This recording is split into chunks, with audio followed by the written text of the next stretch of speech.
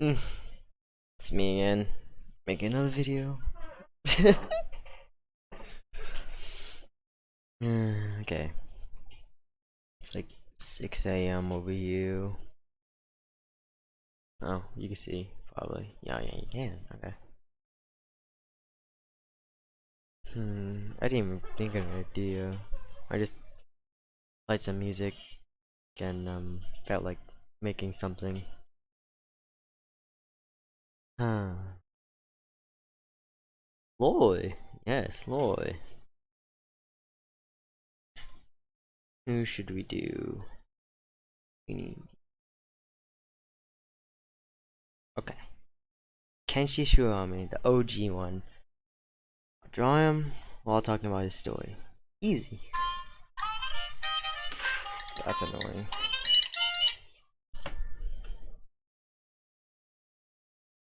Sorry, that was my line. Okay, let's start on it.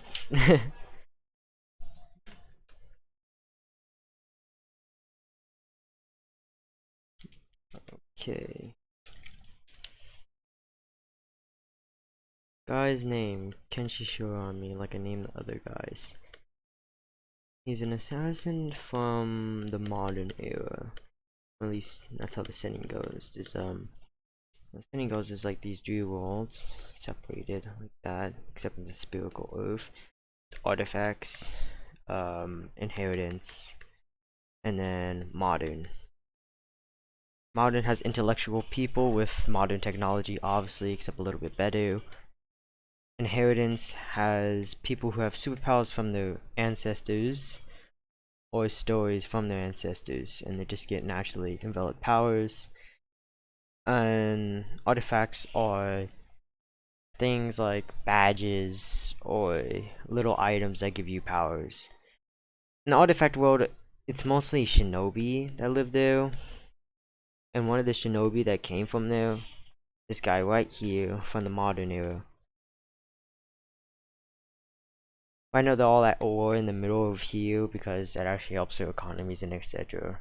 And also because they don't like each other because they have different powers. Modern also has used artifacts to modify humans and shit. And he's one of the modified humans.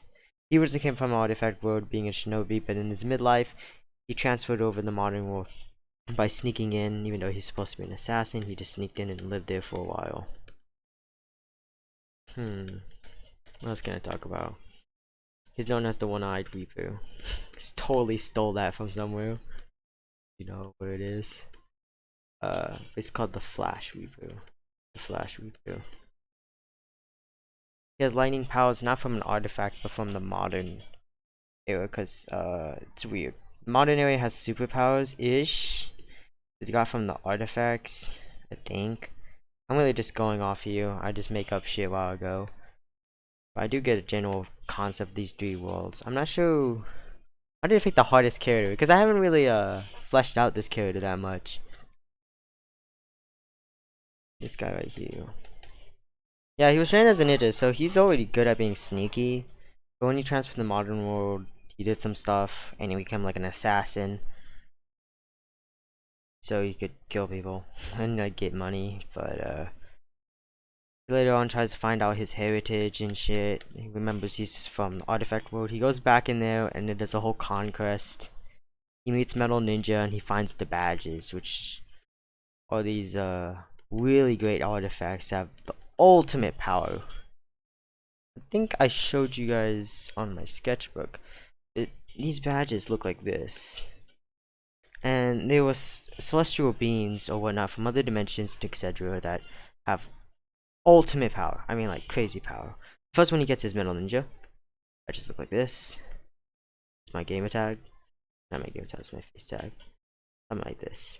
Each of the badges look like the characters they represent. When he puts them on, he transforms into those so-called characters or whatnot. Metal Ninja. There's another badge that is mystery guy.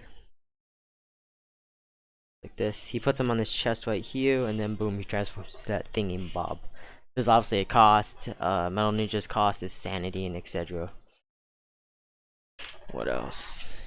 Yeah, that's basically the fleshed out bit of his character. He controls lightning, but he can't really do much. He's on the 6th level for the power level. I get to the power levels later, but right now this is like the basic background concept of this world. Power level 6, I should have pulled out my notes, but power level 6 is basically like he could defeat mastered craft people, someone who trains for one thing, and maybe a little bit of the superpower, so he's more like 6.5. I'll show the scaling one day, but this is my first lore video on Kenshi Shuriami. I guess I should draw a whole thing. His powers mainly rely on lightning, but he uses his chain gun, which is customized by himself.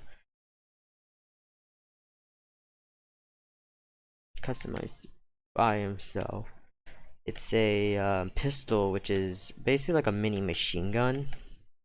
He wears cargo pants, a ruffled up shirt that is actually dark blue. I'm too lazy to color it. Outside dark black. Cargo pants also dark blue. Breathing too much, I could already tell. Mask is like this. His other eye unlocks his black lightning powers, which he only uses at the last scenario. Don't know why. I'll probably come up with that later in the lore. He doesn't have a hoodie, but I wish I gave him one. God, speedrunning is pretty hard. But this is mostly for the gun. I don't got the itty bitties for the gun really, but right now looks something like this. And then the chain comes from here. It's a chain gun. And he always wraps it around his whole hand for some reason.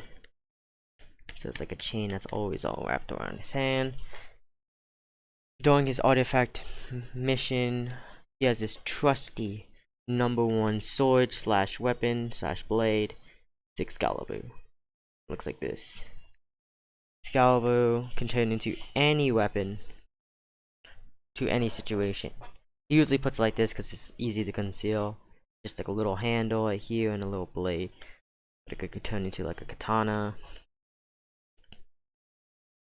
Or it could even turn into like a great sword. Its original ultimate power, which I shouldn't be saying because it's kind of like a spoiler, but it's not like I'm going to make the story anytime soon, is to basically merge with a weapon. They become like an ultimate weapon. Its first purpose was to hold the god's weapon, which is interesting. If I show you my sketchbook, which is gonna come in later videos, you'll see what the god is. It's called, I think it's the complete one or the all one, but it's this mystical being that has a lot of background. Basically, there's this time loop that's gonna be happening in this story where Kenshi becomes a god by some way. Then he gets fought some type of being, gets demoted back to Earth, repeats his cycle, becomes a god again, and gets demoted back to Earth. And then one of these times he's gonna break that cycle. But Excalibur is the basic key of it. I did say he get Excalibur in the artifact world, but originally the Excalibur was basically with him. I don't know. It was just with him. He just got it somehow. I'm thinking of just having it as like something he just had with the lightning eye. His lightning power's main purpose isn't really as just lightning. He has blood lightning, he has black lightning, regular just yellow lightning. But the purpose of the lightning is to be able to suppress and control and power the badge powers, which is his original power. Well, okay. Basic overview of that character. I don't know what you guys think, because no one leave comments. But this is it. See ya.